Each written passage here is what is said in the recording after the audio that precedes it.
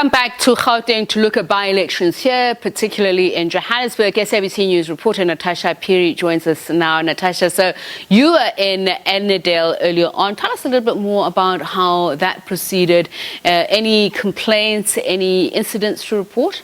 Thank you so much, Tipisa. So I was in Annandale, as you've correctly cited. No incidences of violence, but it was quite interesting. I mean, the atmosphere there, you saw various political parties that were actually contesting for that ward, which was run by the DA.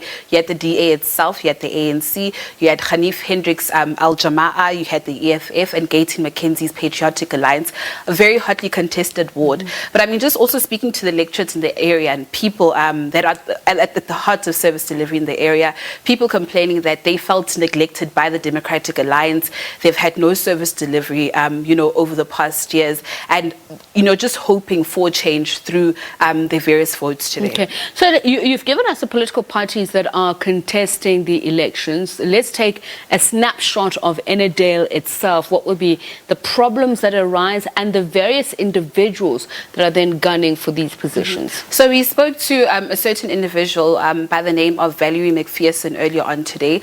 She's a resident of Annandale. She's been living there for about 21 years, and she complains about the issue of drug abuse, high unemployment rates within that very community, but also, like I've said earlier on, Tepi, so complaining that the Democratic Alliance has done nothing for them, specifically as residents of Annandale. But you have the likes of the Patriotic Alliance, which are actually growing. I mean, if you'll remember last year, Wednesday's super by-elections on the 11th of November last year, you had the likes of Gayton McKenzie's, party, the Patriotic Alliance, winning. You also had the likes of Al-Jama'a, who actually won a award in Leondale, correct me if I'm wrong. And we saw these various political parties actually emerging also there. But we also spoke to the ANC as well. They're confident that they will win this round of by-elections. As you know, they've emerged as big winners in the previous by-elections on the 21st of April. We know that the ANC retained 10 out of 14 of the awards. They won one from the Democratic Alliance and one from the IFP.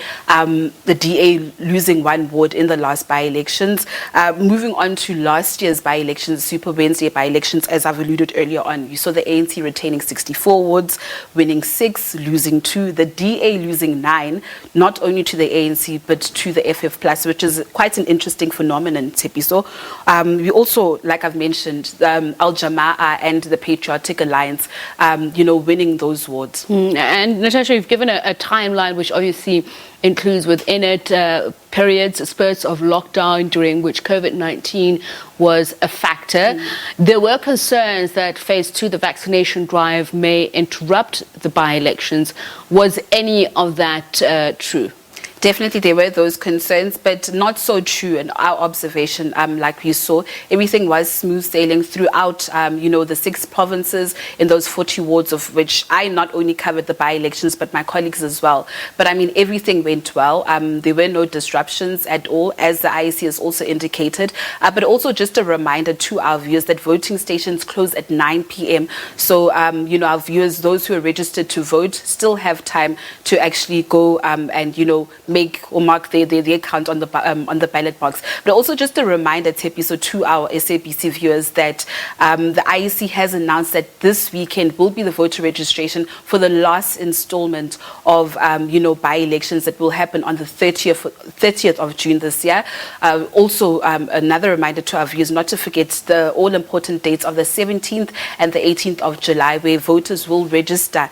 Will only have that one weekend to register for the local government elections, which are taking place on the 27th of October. All right, great. Thanks for that, Natasha Phiri, my colleague who was out in Annandale looking at the by-elections as they progress there throughout the country. We've mentioned the IEC expressing satisfaction that there were no major incidents to report. So